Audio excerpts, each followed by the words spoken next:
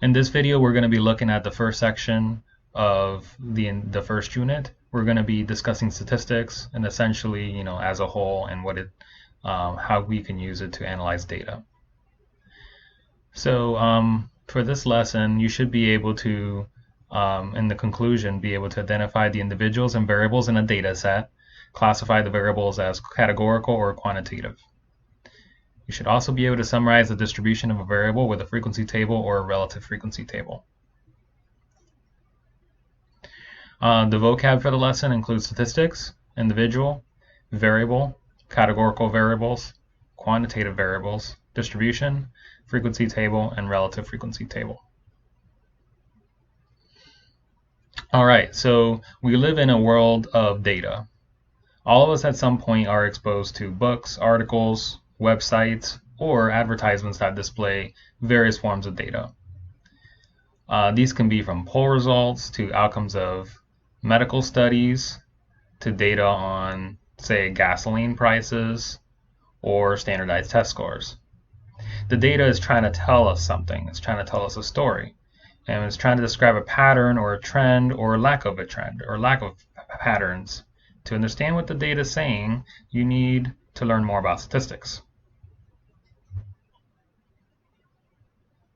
All right, so then let's go ahead and define statistics. So this is the science and art of collecting, analyzing, and drawing conclusions from data. So that's it. So it's all about the data and how we collect, analyze it, and draw conclusions from it. So what's the process in trying to take a set of data and analyze it? So in order to describe this process, I'm going to give you the following example. So let's suppose that as a special promotion for its 20-ounce bottles of soda, a soft drink company printed out a message on the inside of each bottle cap. Some of the caps said, "Please try again," while others said, "You're a winner." The company advertised the promotion with the slogan, "1 in 6 wins a prize." The prize is a free 20-ounce bottle of soda. So suppose that we have a class of 30 students and we want to test this claim. So let's say that we want each student to buy a bottle of soda, and upon doing this, 2 of them end up winning the prize. Is the 1 in 6 claim true? How can we test this?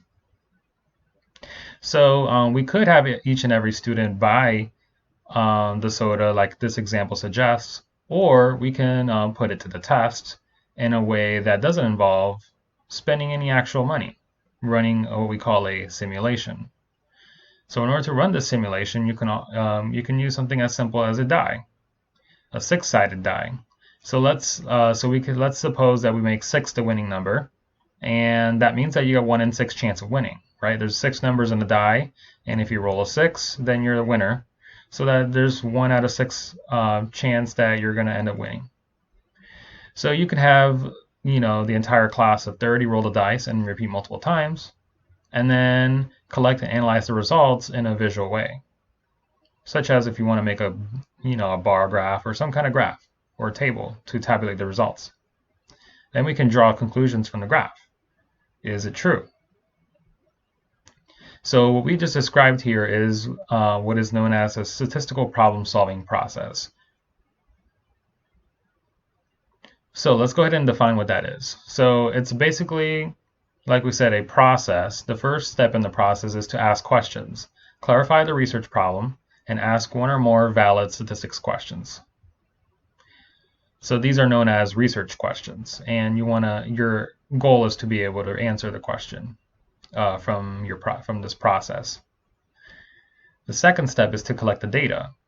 So you want to design an appropriate experiment or simulation or plan in order to collect the data.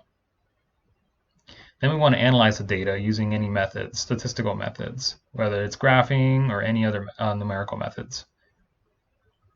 Then we want to interpret the results. Remember, this is the important part. So we've done all the data crunching, and we want to be able to get something from the data. The data is trying to tell us a story, and we need to figure out what it is. So we want to draw a conclusion based on the data analysis, including answering the research questions in the first step.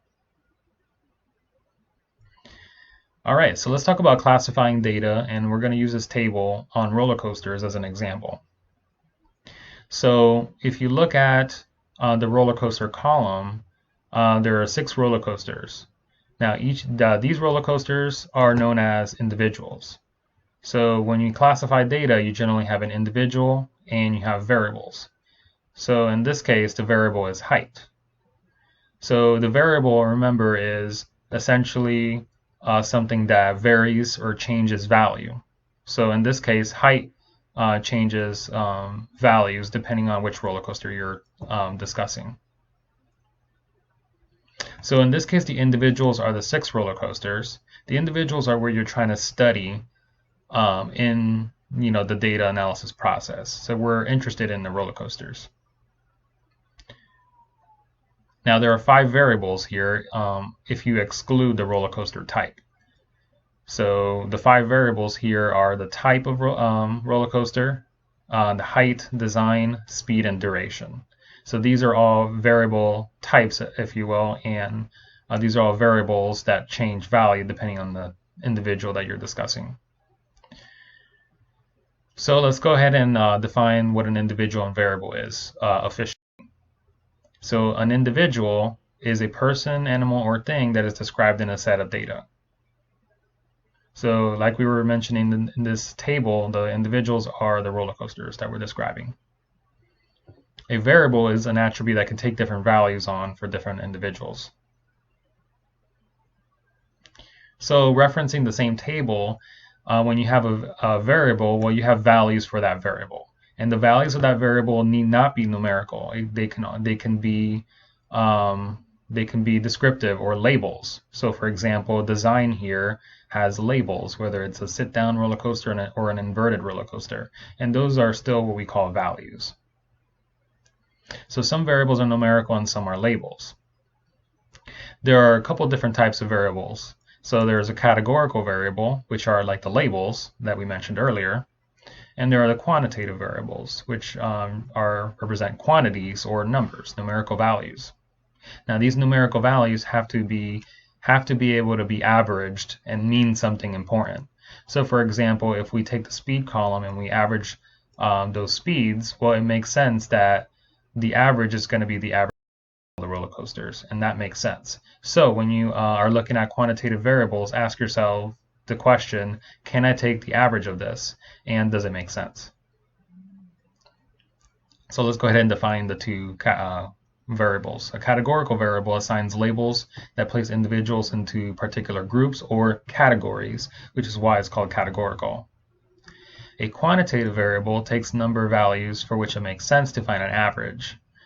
So this point is important. Like I mentioned, you have to be able to find the average, and it has to make sense in that category, in that context. So for example, not every variable that uses numbers is quantitative. So just because it's numerical doesn't necessarily mean it's quantitative. So for example, zip codes are numbers, but it doesn't really make sense to find an average zip code. So when you have a variable that has numbers, make sure that you ask yourself, is it quantitative because does it make sense to find an average? In the case of zip codes or telephone numbers, for instance, it doesn't really make sense to find an average number for that. So let's look at an example. So the American Statistical Association sponsors a web-based project that collects data about primary and secondary school students using surveys. We used the site's random sampler to choose 40 U.S. high school students who completed their survey in a recent year. The table displays data for the first 10 students chosen. The rightmost column gives students answers to the question. So then our question is, which would you prefer to be? And this was part of the survey. So this is the survey that the students were asked. And they would select the category. So when we collected the results, this is just a subset of the results. So these are some of the results that were collected from the 40 high school students. So now identify the individuals and variables in this data set. Classify each variable as categorical or quantitative. So in this case, what are we, when you're looking at the individuals, what are you trying to describe? Who are you trying to describe this data set for? So the individuals in this case are the 40 U.S. high school students. They're the ones who completed their survey. They're the ones that the variables describe. The variables in this case, there are two types of variables. We said categorical, so these are labels. So the state where the student lives, the grade level, gender, the birth month, and preferred status. Now notice that grade level is categorical because it doesn't really make sense to have an average grade level to find out here. So we describe that as categorical. So in this case, like 9 is freshman, 10 is sophomore, 11 is junior, and 12 is senior. So these are essentially labels. So quantitative include the age in years, height in centimeters, and arm span in centimeters. All right, so let's look at how we summarize data. So when we collect the data, we want to be able to summarize it in a useful format. So recall that a variable takes on multiple values and describes is an attribute that takes on different numbers. So let's say the attribute is height.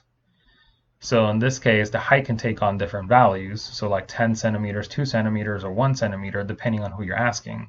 And notice that you can also have a couple of cases where the numbers are the same. So in this case, 10 centimeters. So if two people have the same arm span, for instance.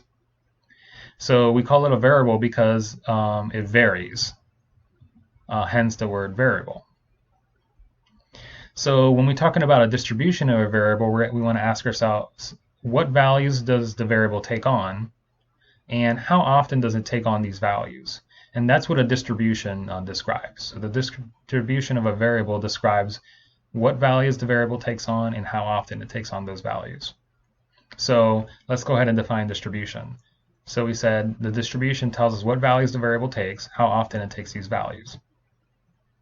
So in order to summarize a distribution, we use what we call a frequency chart. So how often a variable repeats is known as the frequency. So as mentioned earlier, if we want to be able to summarize a distribution, we use two tables, one of two tables, a frequency table or a relative frequency table. So a frequency table shows the number of individuals having each data value. So it basically shows the frequency for each value of x. So for example, in this example above for height, the frequency for 10 centimeters is 2 because that's how many times it repeats. The frequency for 2 centimeters is only 1. A relative frequency table, on the other hand, shows the proportion or percent of individuals having each data value. So in the above example, since 10 centimeters appears twice and we have 4 data values, that means that 10 centimeters appears 50% of the time, essentially is what it's saying. So because it's 2 out of 4 data values. So let's look at an example. So the data on preferred status for all 40 students in the sample from the previous example. So let's say from the table that we had earlier, we ended up collecting the results and we just listed what they checked. So if they checked famous, rich, healthy, or happy. So these are the results. So we want to be able to summarize the distribution of preferred status with frequency and a relative frequency table. So how do we go about doing that? Well, it helps first to write all the categories. So in this case, the preferred status, we have 4 statuses, right? Famous, happy, healthy, rich. And we tally, it helps to tally how many of each was chosen. So for famous, we have about 7, it looks to be about 7 responses for famous. So we tally that. For happy, looks like we have quite a bit of responses, 2, 4, 6, 8, 10, 12, about 21. So then we tally about 21. Then we go for healthy, which seems to be about 4, and rich, which seems to be about 8. So then we tally those results. This is just to help us make the frequency table. So this is not actually the frequency table quite yet, but it's essentially a simplified version of one. So if we actually make the frequency table, all we got to do is add up the tallies. So we know that for famous, we had 7, Happy was 21, healthy is 4, and rich is 8. Now, it helps to total the responses because they had to add up to a total of your sample size, which in this case is 40. So this serves as a way to check to see if you really did select everyone. So that's our frequency table. If we want to make a relative frequency table, we use the same setup, except we use relative frequency instead of frequency. So how do we go about calculating relative frequency? Well, we use this following formula. So we take the frequency that we observed divided by the total, and then we times it by 100 to convert it to a decimal. So for famous, we have 7 people that chose famous out of 40, which if you put that in the calculator, 7 divided by 40 is 0.175. Move the decimal place twice and you get 17.5%. For happy, we got 21 out of 40, so 21 divided by 40 is 0.525. Move the decimal place twice, 52.5%. And we can repeat this for the rest of the results. Notice that for the total, you should get 100%. All right, go ahead and pause the video and try this following example first before I go over it.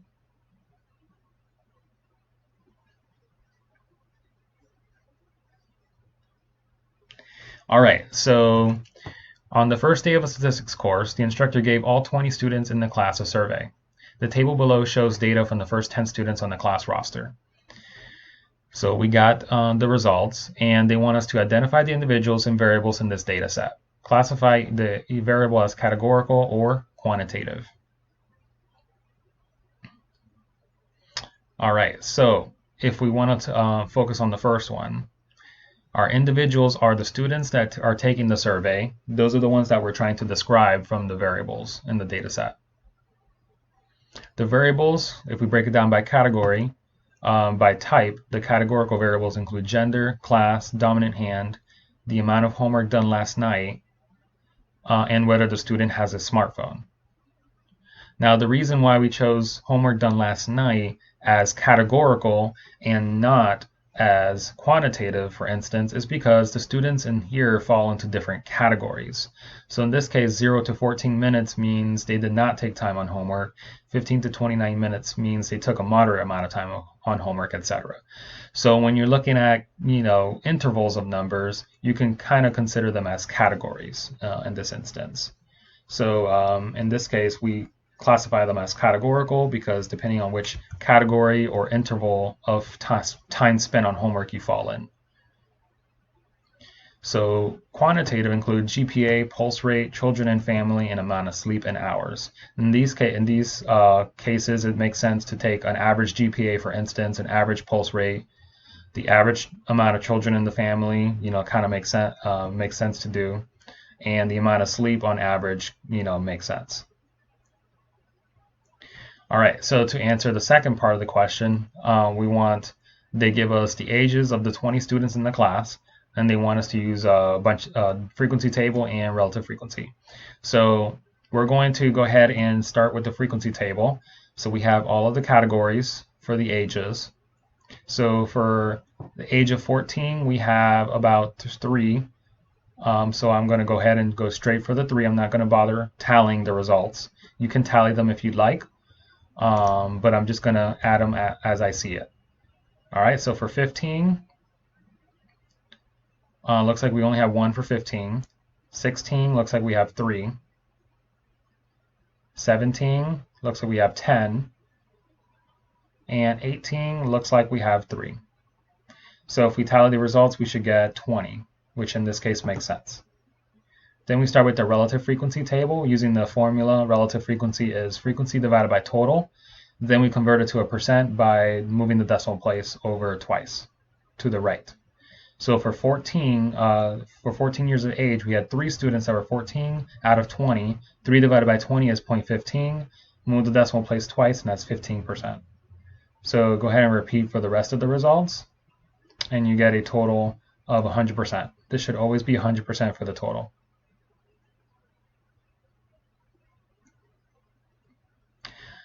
All right, so we're just summarizing what we've been doing in this lesson. So we described what statistics is. We talked about the statistical problem-solving process, how we use that process to, or what that process is in order to get useful information from data. We talked about classifying data using the two variable types. We talked about individuals and variables, categorical versus quantitative variables. We talked about how to summarize data. Remember that a distribution of a variable tells us the values that a variable takes on, as well as how frequently they occur. And we can summarize that using a frequency table and a relative frequency table. All right, and the next lesson coming up would be section 2 of chapter 1, and we'll be displaying categorical data, such as bar graphs, etc.